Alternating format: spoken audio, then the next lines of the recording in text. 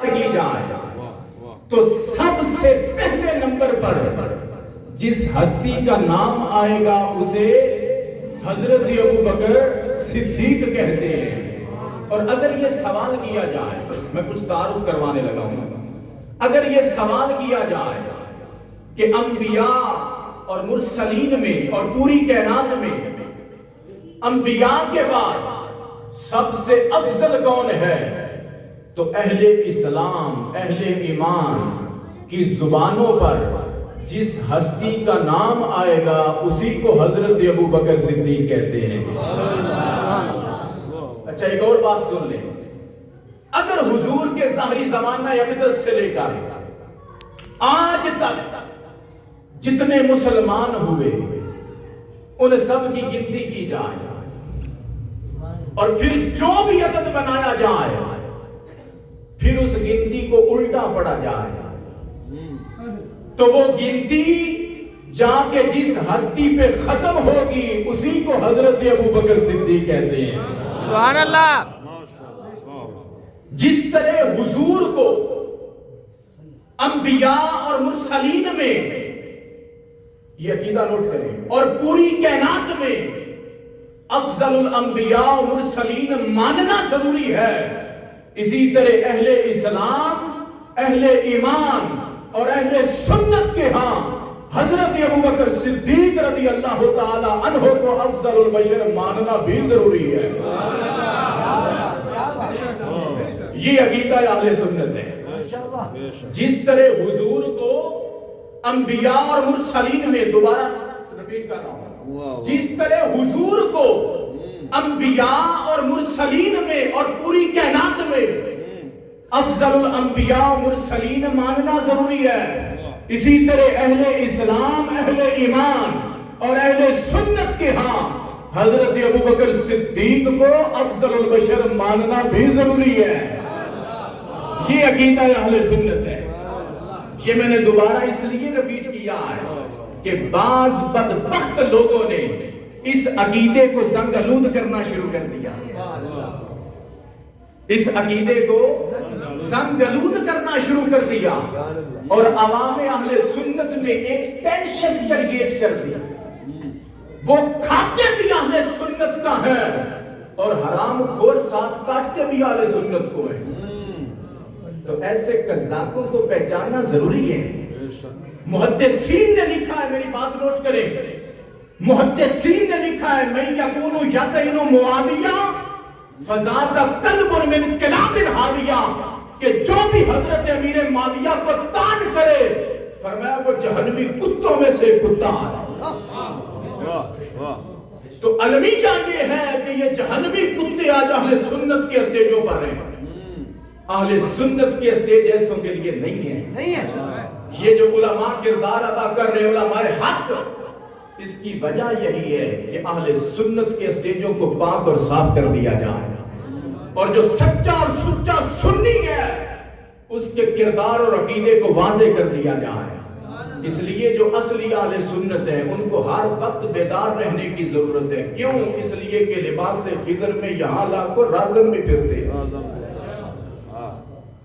تو میں ان علماء کرام کو مبارکباد پیش کرتا ہوں جنہوں نے فتنوں کے اس دور میں یہ پروگرام سجا کے ہمارے عقیدے اور ایمان کو تحفظ فراہم کیا ہے۔ اللہ ان علماء کا سایہ تدیر ہمارے سروں پر قائم رکھے، ان کے علمی اور فکری فیضان سے ہمیں ہمیشہ مستفید ہونے کی توفیق عطا فرمائے۔ تو امام الانبیاء کے غلاموں، مجاوزہ عنوان پر گفتگو کرنے کے لیے میں نے آپ کے سامنے قرآن کریم کی جو آیت مقدسہ تلاوت کرنے کا شرف حاصل کیا، توجہ ہے، اس آیت کریمہ میں اللہ رب العزت نے اس مٹی کی قسم کھائی ہے جس پہ اس کا محبوب نالین رکھ کے گزر جاتا ہے، جس مٹی کو اس کے محبوب کے نالین سے نسبت ہو جاتی ہے۔ ویسے تو ساری زمین اللہ نے پیدا کی ہے لیکن وہ ساری زمین کی قسم نہیں کھاتا، وہ صرف اس مٹی کی قسم کھاتا ہے جو مٹی اس کے محبوب کے نالین کا بوسہ لیتی ہے۔ فرمایا لا اقسم بہذا والبلد وانت حل بهذا البلد، محبوب میں شہر مکہ کی قسم کھاتا ہوں اور شہر مکہ کی اس مٹی کی قسم کھاتا ہوں جس پہ تو خرام میں ناز کرتا ہے۔ تو تیرے قدموں کی نسبت پا کے، تیرے نالین کی نسبت پا کے وہ مٹی اتنی بلند ہو گئی کہ جس رب کی قسمیں ساری دنیا کھاتی ہے وہ رب پھر اس مٹی کی قسم کھا رہا ہے۔ رب پھر اس مٹی کی قسم کھا رہا ہے۔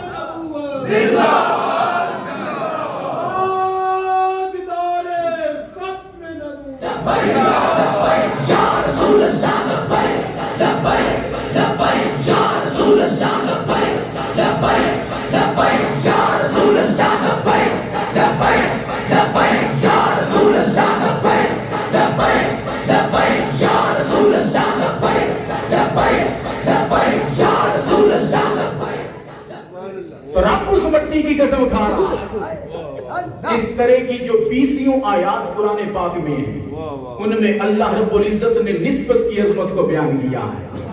یہی وجہ ہے اہل سنت کا یہ مزاج ہے کہ وہ نسبتوں کا حیا کرتے ہیں، اور نسبت یاد رکھنا یہ عظمت دیتی ہے۔ یہاں پر اللہ رب العزت بھی نسبت کی عظمت کو بیان کر رہا ہے کہ اے محبوب میں شہر مکہ کی قسم کھاتا ہوں، اس لیے نہیں کھاتا کہ یہاں حجر اسود ہے، اس لیے نہیں کھاتا کہ یہاں زمزم ہے، اس لیے نہیں کھاتا کہ یہاں صفا مروہ ہے، اس لیے نہیں کھاتا کہ یہاں حتیم ہے، اس لیے بھی نہیں کھاتا کہ یہاں میرا گھر ہے۔ فرمایا محبوب میں صرف اس لیے کھاتا ہوں کہ یہاں تیرا گھر ہے، اور اس کی گلیوں میں تو چلتا ہے تو تیرے قدموں کی نسبت پا کے، تیرے نالین کی نسبت پا کے یہ مٹی اتنی بلند ہو گئی کہ جس رب کی قسمیں ساری دنیا کھا رہی ہے وہ رب پھر اس مٹی کی قسم کھا رہا ہے۔ 3 قسم کی مٹی سمجھانے لگا ہوں، اس کے بعد نتیجہ دوں گا، توجہ کے ساتھ سننی ہے میری گفتگو۔ پہلی مٹی جس پہ اس کا محبوب نالین رکھ کے گزر گیا تھا، اللہ اس مٹی کی قسم کھا رہا ہے۔ اب دوسری مٹی سنیں، امام الانبیاء کے غلاموں ذرا تصور کرو، جس مٹی کے اوپر اس کا محبوب نالین رکھ کے گزر گیا تھا، رب اس کی قسم کھا رہا ہے۔ ذرا تصور کرنا اس مٹی کا مقام کیا ہوگا جس مٹی کے اوپر 15 صدیوں سے گنبد خضرا کے اندر اس کا محبوب لیٹا ہوا ہے۔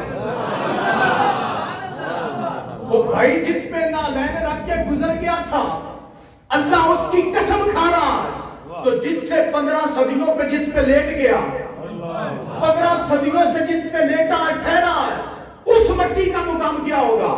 تو امام الانبیاء کے غلاموں باقی تمام مسائل میں اختلاف ہے، اس مسئلے میں کوئی اختلاف نہیں۔ تمام علماء فرماتے ہیں کہ وہ مٹی جس پہ محبوب لیٹا ہے وہ کعبہ تو کیا، وہ 8 جنتیں تو کیا، وہ مٹی رب کے عرش سے بھی افضل ہے۔ جس پہ محبوب لیٹا ہے وہ رب کے عرش سے بھی افضل ہے۔ اب تیسری مٹی سنیں، امام الانبیاء کے غلاموں، جس پہ محبوب نالین رکھ کے گزر گیا تھا، رب اس کی قسم کھا رہا، جس پہ 15 صدیوں سے لیٹا ہے وہ رب کے عرش سے بھی افضل ہے۔ اب ذرا تصور کرنا اس مٹی کا مقام کیا ہوگا جس مٹی سے اس نے اپنے محبوب کا بشری سٹرکچر بنایا، بشری ڈھانچہ بنایا، بشری وجود بنایا، اس مٹی کا مقام کیا ہوگا؟ بھئی جس پہ تصور کرے نا، ذرا دیکھیں، جس پہ نالین رکھ کے گزر گیا تھا، اللہ اس کی قسم کھا رہا ہے، جس پہ لیٹ گیا وہ رب کے عرش سے بھی افضل ہے، تو جس سے اس نے اپنے محبوب کا بشری وجود بنایا۔ اب کیا بتائیں یہ کس سے بلند ہے؟ یہاں عقل جواب دے گئی، علم جواب دے گیا، فکر جواب دے گئی۔ اعلیٰ حضرت فرماتے ہیں نا، خیرت سے کہہ دو کہ سر جھکا لے، کیونکہ کچھ مقام ایسے آتے ہیں جہاں عقل کام نہیں کرتی۔ اب اگر میری ساری گفتگو سمجھے ہو تو اب نتیجہ سنو۔ امام الانبیاء کے غلاموں، آقا نے فرمایا میرے امتیوں سنو، आना व अबू बकर व उमर खुलिकना मिन तुरबतिन वाहिदा। इमामुल अंबिया ने फरमाया मेरे उम्मतियों याद रखना, जिस मट्टी से रब ने मेरा खमीर बनाया, बशरी वजूद बनाया, बशरी स्ट्रक्चर बनाया, फरमाया जो मट्टी बच गई थी उसी से मेरा यार सिद्दीक बना, उसी से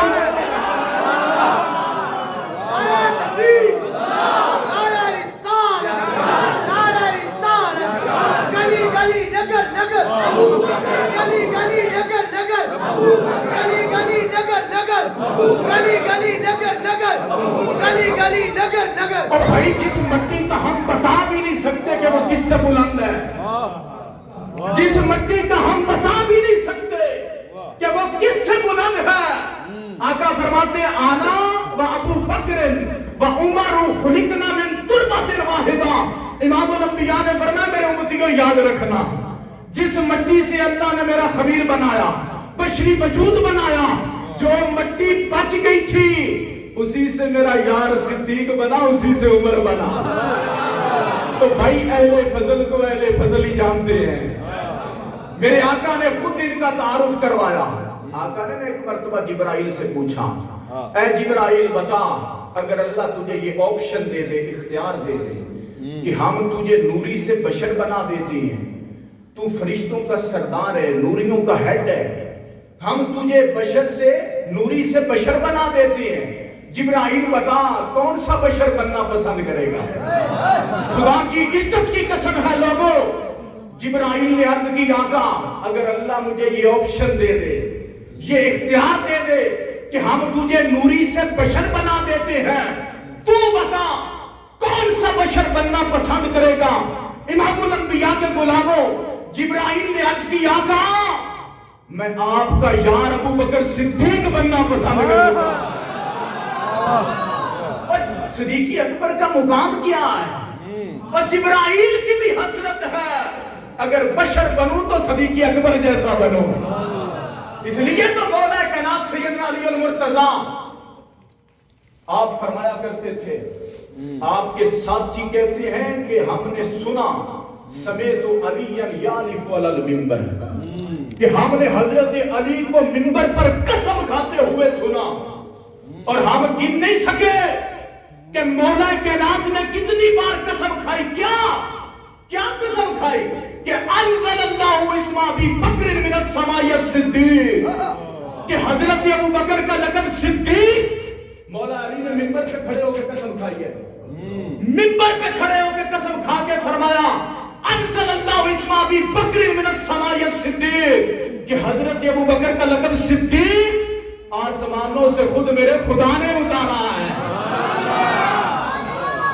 भाई ये कोई रास्ते में चलते हुए हुजूर को नहीं मिल गए, अल्लाह ने अज़ल से इनको चुन लिया था हुजूर के लिए। बेशक इसे बात नोट फरमाए, अपने दिलों पे लिख ले। जब भी सहाबा के बारे में ज़हन में कोई गलत बात आए तो इस हदीस बात को सामने रख लेना। मेरे आका ने फरमाया इन्नल्लाह अख्तार अली, मेरे रब ने मुझे चुना पूरी कायनात में से। आका फरमा रहे हैं, तवज्जो के साथ ये हदीस सुनना, इन्नल्लाह अख्तार अली, मेरे रब ने मुझे चुना पूरी कायनात में से। आगे फरमाया वख्तार अली असहाबी, फिर मेरे लिए मेरे तमाम असहाब को चुना। असहाब जो है ये जमा है, और जब या लगे ना तो ये कुल्लियत पे दलालत करती है। उलमा तशरीफ फरमाए जमा जब मुजाफ हो तो ये कुल्लियत पे दलालत करती है। तो मेरे आका का मतलब ये है, मेरे आका बताना ये चाहते हैं लोगों, मेरा अबू बकर भी चुना हुआ है, और मेरा उमर भी चुना हुआ है, मेरा उस्मान भी चुना हुआ है, मेरा अली भी चुना हुआ है, और मेरा अमीर मुआविया भी चुना हुआ है। मेरा हर सहाबी आका ने फरमाया मेरे हर सहाबी को खुदा ने मेरे लिए चुना है। बाहर लोग बैठे हो, अकल वाले बैठे हो, मैं आपसे पूछता हूँ ईमान से बताएं कि जब रब ने पूरी कायनात में से हुजूर को चुना अपने लिए, तो जो हुजूर के लिए चुने होंगे वो कितने खरे होंगे, वो कितने साफ सुथरे होंगे। इसीलिए मैं कहा करता हूं, मैं कहा करता हूं کہ جو ان چنے ہوئے کو بھونکے وہ بھونکنے والوں میں بھی چنا ہوا ہے، وہ بھونکنے والوں میں بھی چنا ہوا ہے۔ اللہ اکبر۔ کیوں؟ اس لیے کہ ان کے چناؤ کی خبر خود حضور نے دی ہے کہ میرے رب نے یہ میرے لیے چنے ہیں۔ آگے سنیے، آقا فرماتے ہیں یہ جو میرے رب نے چنے نا خواجہ علی من مضراب انصار، میرے رب نے انہی میں سے کچھ میرے وزیر بنا دیے۔ یہ جو میرے رب نے میرے لیے چنے نا، انہی میں سے میرے رب نے کچھ میرے وزیر بنا دیے۔ اب جو وزیر بنائے وہ کون تھے؟ میرے آقا نے منبر پہ کھڑے ہو کے اعلان فرمایا اپنے نبی کو بے اختیار مت سمجھنا۔ کیوں؟ اس لیے کہ میرے 2 وزیر زمین پہ ہے، 2 آسمان پہ ہے۔ فرمایا لی وزیرانی، میرے وزیر۔ توجہ کے ساتھ سننا، یہ نہیں فرمایا للہ وزیرانی، اللہ کے وزیر۔ فرمایا میرے وزیر۔ وزیر کس کے ہوتے ہیں؟ بادشاہوں کی ہوتی ہے نا۔ تو آقا نے فرمایا میرے وزیر، 2 اوپر ہیں 2 نیچے ہیں، تو کیا خبر دے رہے ہیں؟ فرمایا میری حکومت اوپر بھی چلتی ہے اور نیچے بھی چلتی ہے۔ 2 وزیر زمین پہ 2 آسمان پہ، کیا خبر دے رہے ہیں کہ لوگوں یاد رکھنا میری حکومت اوپر بھی چلتی ہے اور نیچے بھی چلتی ہے۔ اچھا یہ کیوں فرمایا کہ میرے وزیر؟ اللہ صرف یہ فرما دیتے کہ یہ وزیر ہے، پھر یہ شعبہ ہو سکتا تھا۔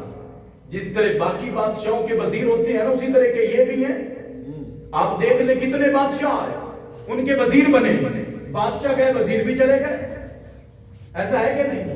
کتنے بادشاہ آپ کی آنکھوں کے سامنے آئے، ان کے وزیر بنے، بادشاہ گئے وزیر بھی چلے گئے۔ میرے آقا نے فرمایا میں وزیر نہیں کہہ رہا، کوئی یہ نہ سمجھ لے کہ ان کی وزارت عارضی ہے۔ فرمایا میرے وزیر ہیں۔ کیوں؟ اس لیے کہ قیامت تک نہ میری صدارت جائے گی، نہ ابو بکر و عمر کی وزارت جائے گی۔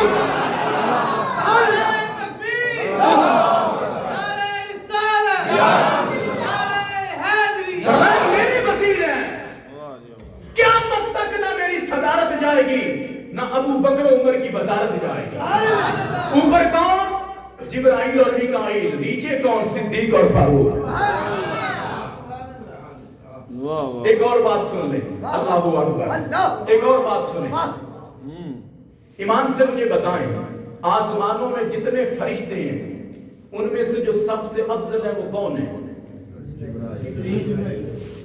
میری بات پہ نہ رہے، کسی عالم سے پوچھ لے، مفتی سے پوچھ لے کہ ہمیں لکھ کے دیں، آسمانوں میں جتنے فرشتے ہیں ان میں سے جو سب سے افضل ہے وہ کون ہے؟ تو ہر عالم آپ کو یہ بتائے گا آسمانوں میں جتنے فرشتے ہیں ان میں سے جو سب سے افضل ہے وہ جبرائیل اور میکائیل ہیں۔ تو امام الانبیاء کے غلاموں، رب نے جو اوپر چنے وہ بھی یار کے لیے، جو نیچے چنے وہ بھی یار کے لیے۔ تو کیا خبر دی کہ اور لوگوں جس طرح اوپر چنے وہ بھی جو سب سے افضل تھے اور نیچے بھی وہی چنے جو سب سے افضل تھے، نیچے بھی وہی چنے جو سب سے افضل تھے، اور ان چنے ہوئوں میں سے جو سب سے اونچا ہے اسی کو حضرت ابوبکر صدیق کہتے ہیں۔ یہ کوئی حادثاتی طور پر حضور سے نہیں مل گئے تھے، اللہ نے ازل سے ان کو چن لیا تھا حضور کی سنگت کے لیے، کیونکہ 2 طبقات ایسے ہوتے ہیں، توجہ کے ساتھ سننا، ایسے ہوتے ہیں جن کا چناؤ بندے نہیں کرتے، خود خدا کرتا ہے۔ منصب کے لیے، پوسٹ کے لیے، میری سے نہیں کسی سے پوچھ لیں جو آپ کے دل کو بات آ، اسی سے پوچھیں کہ ہمیں بتائیں کون سے ایسے 2 طبقات ہیں جن کا چناؤ بندے نہیں کرتے، خود خدا کرتا ہے، منصب کے لیے، پوسٹ کے لیے۔ تو ہر عالم مفتی آپ کو یہی بتائے گا کہ یا تو نبیوں اور رسولوں کو خدا چنتا ہے، اس نے چنا ہے، یا حضور کے صحابیوں کو خدا نے چنا ہے، اور ان چنے ہوئے میں سے جو سب سے اونچا ہے اسی کو حضرت ابوبکر صدیق کہتے ہیں، اسی کو حضرت ابوبکر صدیق کہتے ہیں۔ اب چونکہ وقت مختصر ہے، آگے بڑھ گئے، ہجرت کی رات، غار میں سب سے پہلے کون گیا تھا؟ حضرت ابوبکر صدیق گئے تھے، جا کے غار صاف کی، پھر حضور داخل ہوئے۔ تو امام الانبیاء کے غلاموں، توجہ کے ساتھ سننا، حضرت ابو بکر صدیق نے اپنے تن کے جو کپڑے تھے نا انہیں پھاڑ پھاڑ کے سوراخ بند کرتے رہے. ایک سوراخ بچ گیا, اس کا حال یہ سوچا کہ وہاں اپنی ایڑی رکھ دوں گا. تو امام الانبیاء کے غلاموں صدیق اکبر نے اپنے تن کے کپڑے بھی یار پہ قربان کر دیے, انہیں لینا لینا کر کے سوراخوں میں ڈال دیا. پھر جا کے حضور داخل ہوئے. شیخ الاسلام خواجہ قمر الدین سیالوی فرمایا کرتے تھے, آپ فرماتے تھے کہ صدیق اکبر کی یہ خدمت غار والی میرے رب نے اتنی قبول فرمائی, اتنی قبول فرمائی, اتنی قبول فرما لی. میرے رب نے فرمایا صدیق آج کے بعد میرا وعدہ ہے جس دل میں تو جا کے صفائی نہ کرے مصطفیٰ اس میں کبھی داخل نہیں ہوں گے, اور جس دل میں تو نہ ہو مصطفیٰ اس میں کبھی داخل نہیں ہوں گے. صدیق اکبر نے غار کی صفائی کی, عرض کی آقا اندر تشریف لائیں. میرے آقا اندر تشریف لے گئے. آقا نے فرمایا صدیق سونا چاہتا ہوں. عرض کی آقا میری جھولی حاضر ہے. فرمایا اسی لیے تو سونا چاہتا ہوں. آقا نے سر رکھا, آرام فرمانے کے لیے لیٹ گئے. ایک جو سوراخ بچا تھا صدیق اکبر نے اس پہ اپنی ایڑی رکھ دی. سانپ آیا اور اس نے ڈس لیا. یہاں پہ علماء نفسیات نے ایک نکتہ بیان کیا.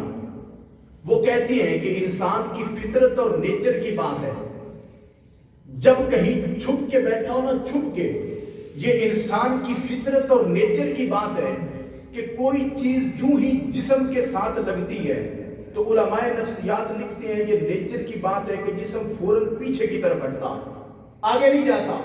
مگر وہاں کیا ہوا, غار میں سانپ نے منہ لگایا, صدیق اکبر نے ایڑی اور دبا دی. علماء نفسیات لکھتے ہیں عشق مصطفیٰ نے صدیق اکبر کی فطرت ہی بدل کے رکھ دی تھی. پاؤں پیچھے نہیں ہٹایا, جب سانپ نے منہ لگایا آپ نے ایڑی اور دبا دی. اس نے ڈس لیا, لیکن صدیق اکبر نے طبیعت پہ جبر کی حرکت نہیں ہونے دی کہ آقا کی نیند نہ خراب ہو جائے. لیکن شدت درد کی وجہ سے آنسو حضور کے چہرے پہ گرا. میرے آقا نے آنکھ کھولی, فرمایا ماں یبکی کا ابا بکر, او میرے ابو بکر تجھے کس چیز نے رلا دیا ہے؟ عرض کی آقا مجھے سانپ نے ڈس لیا. فرمایا ابو بکر پھر گھبراہٹ کس بات کی ہے؟ اور دشمن تیرے پاؤں میں ہے, یار تو تیری جھولی میں ہے, اور زہر تیرے پاؤں میں ہے, یار تو تیری جھولی میں ہے, اور موت تیرے پاؤں میں ہے, زندگی تو تیری جھولی میں ہے. فرمایا دکھاؤ کدھر ڈسا ہے سانپ نے. ایڑی آگے کی. میرے آقا نے لعاب تن لگایا. یہ وہی لعاب تن ہے جو غزوہ خیبر کے موقع پر مولا علی کی آنکھوں پہ لگا ہے, غار میں صدیق اکبر کی ایڑی پہ لگا ہے. ابھی بھی تمہیں شان صدیق اکبر سمجھ نہیں آتی. آپ فرماتے ہیں لعاب تن رسول لگنے کی دیر تھی, ہر درد ختم ہو گیا. اب درد تو ختم ہو گیا لیکن صدیق اکبر کو نا پیاس لگ گئی. عرض کی اکشت شدیداً یا رسول اللہ, یا رسول اللہ مجھے بڑی شدید پیاس لگ گئی ہے. توجہ کے ساتھ سننا, بس آخری باتیں ہیں. عرض کی آقا مجھے بڑی شدید پیاس لگ گئی ہے. میرے آقا نے فرمایا اذهب الى صدر الغار, صدیق غار کے درمیان میں چلے جاؤ اور جا کے پانی پی لو. صدیق اکبر آنکھیں بند کر کے چل پڑے. ایمان سے بتائیں یہ عرض کر سکتے تھے کہ نہیں کر سکتے تھے کہ آقا ساری غار تو میں نے اپنے ہاتھوں سے صاف کی ہے, غار میں تو کوئی پانی نہیں ہے. یہ عرض کر سکتے تھے لیکن آنکھیں بند کر کے چل پڑے. کیوں؟ اس لیے کہ صدیق اکبر کو معلوم تھا غار میں پانی نہیں ہے, لیکن یار کہتا ہے جاؤ پیو. تو ابو بکر کا عقیدہ یہ ہے خدا اپنی تقدیر تو بدل دیتا ہے, یار کی تقدیر نہیں بدلتا. خدا اپنی تقدیر تو بدل دیتا لیکن مصطفیٰ کی زبان سے جو جملہ نکلا اسے نہیں بدلتا. تو فرمان رسول کے بعد سوچنا بھی ایمان کی توہین ہے, سوچنا بھی ایمان کی توہین ہے. آنکھیں بند کر کے چل پڑے. جب وہاں پہنچے نا تو ٹھنڈے اور میٹھے پانی کا چشمہ ابل رہا تھا. صدیق اکبر نے پانی پیا, واپس پلٹ آئے. میرے آقا نے فرمایا صدیق پانی پی لیا؟ عرض کی آقا پی لیا. فرمایا بتاؤ پانی کیسا تھا؟ اچھا یہ پوچھنا ضروری تھا کہ پانی کیسا تھا؟ یہ اس لیے پوچھا کہ تم بتائے اور پھر میں بتاؤں تاکہ قیامت تک تیری شان بیان ہوتی رہے ممبروں پر. ورنہ بتاؤ پانی کیسا تھا. عرض کی آقا میں نے زندگی میں ایسا پانی کبھی نہیں پیا. احلا من العسل ابیض من اللبن ابرد من الثلج اذکر آیۃ من المشک.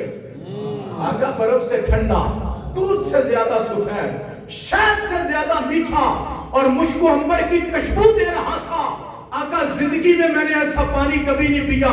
میرے آقا مسکرائے، مسکرا کے فرمایا صدیق جانتے ہو پانی کہاں سے آیا تھا؟ اب ابو بکر کا عقیدہ لوٹ گیا. صدیق اکبر کو ماننے والے صدیق اکبر کا عقیدہ بھی دیکھ. عرض کرتے ہیں یا رسول اللہ اللہ و رسول عالم. یا رسول اللہ ساری غار میں نے اپنے ہاتھوں سے صاف کی ہے، غار میں پانی نہیں تھا، اب یہ پانی آیا ہے آپ کے فرمان پر، اور یہ ہے غیب کی خبر. یہ غیب یا خدا جانے یا مصطفیٰ جانے. یہ نہیں کہا اللہ عالم اللہ جانے.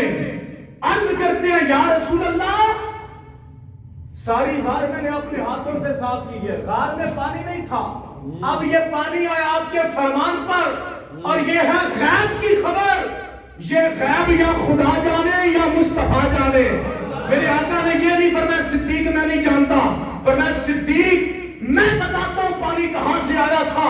جب تو میرے حکم کے عدم میں آنکھیں بند کر کے چل پڑا تو جانتا ہے اللہ نے کیا کیا؟ ان اللہ تعالی امر ملک المؤکل بنہار الجنت ان یقرق نہرا من الجنت الفردوس الی صدر الغار. صدیق اللہ نے جنت کے فرشتے کو حکم دیا کہ یار کے کہنے پہ یار چل پڑا ہے، ابھی ابو بکر غار کے درمیان میں نہ پہنچے، تو جنت کی ایک نہر غار تک پہلے پہنچا دے. صدیق یہ پانی جنت سے آیا تھا. آخری بات ہے صدیق یہ پانی جنت سے آیا تھا. میرے آقا نے صدیق اکبر واجد میں آ گئے. عرض کرتے آقا آپ کے قدموں سے لگ کے ابو قحافہ کا بیٹا اتنا اونچا ہو گیا کہ اگر اسے پیاس بھی لگے تو پانی جنت سے آ جائے. میرے آقا نے فرمایا صدیق تیرا مقام رب کی بارگاہ میں اس سے بھی اونچا ہے. عرض کی آقا وہ کیا؟ فرمایا والذی بعثنی بالحق نبیا. صدیق مجھے اس ذات کی قسم ہے جس کے قبضہ قدرت میں میری جان ہے، لا يدخل الجنت مبغضک ولو کان عمل 70 نبیا. کہ اگر کوئی شخص 70 نبیوں کے برابر نیکیاں لائے سینے میں تیرا بغض ہو، رب نے اس پہ جنت حرام کر دی ہے. بہت بڑی بات کر دی ہے. فرمایا لا يدخل الجنت مبغضک ولو کان عمل 70 نبیا. اگر کوئی شخص 70 نبیوں کے برابر نیکیاں لائے، سینے میں تیرا 70 نبیوں کے برابر نیکیاں لائے، سینے میں تیرا بغض ہو، رب نے اس پہ جنت حرام کر دی. یہ مقام ملا سیدنا صدیق اکبر کو. کیوں یہ مقام ملا؟ بس بات ختم ہو گئی ہے، گفتگو ختم ہو گئی. کیوں یہ مقام ملا؟ صرف اس لیے کہ جو محبوب سے سنا آنکھیں بند کر کے اس کو مان لیا. اگر آج ہم بھی چاہتے ہیں کہ اللہ ہمیں اپنی قربت عطا کرے، اپنی معرفت کا نور عطا کرے، تو ہمیں بھی تاجدار کائنات کے حکموں پہ چلنا ہوگا. آقا نے فرمایا نماز پڑھو سارے نمازی بن جاؤ. میرے آقا نے فرمایا اپنے بچوں کی گھٹی میں سب سے پہلے قرآن رکھو. تم انہیں اے بی سی بعد میں پڑھاؤ، پہلے مصطفیٰ کا قرآن پڑھاؤ. پڑھاؤ صحیح اے بی سی، یہ نہیں کہتے کہ اتنا پڑھاؤ صحیح، لیکن پہلے مصطفیٰ کا قرآن پڑھاؤ. میرے آقا نے فرمایا یہ ڈھول ڈم کی راگ باجے یہ سب حرام ہے. تم شادیوں پہ نبی کی محفل سجاؤ، درس قرآن رکھو، درس حدیث رکھو. میرے آقا نے فرمایا من غش فلیس منا. جو ملاوٹ کرے وہ ہم میں سے نہیں ہے، وہ چاہے دودھ میں ہو، آٹے میں ہو، جس چیز میں بھی ہو. میرے آقا نے فرمایا جو بھی ملاوٹ کرے اس کا میری امت کے ساتھ کوئی تعلق نہیں ہے. میرے آقا نے فرمایا جعلت قرۃ عینی فی الصلاۃ. نماز میری آنکھوں کی ٹھنڈک ہے. سارے نمازی بن جاؤ، سجدہ گزار بن جاؤ. اللہ کی بارگاہ میں دعا ہے اللہ ہماری حاضری کو قبول فرمائے. وآخر دعوانا ان الحمد للہ رب العالمین.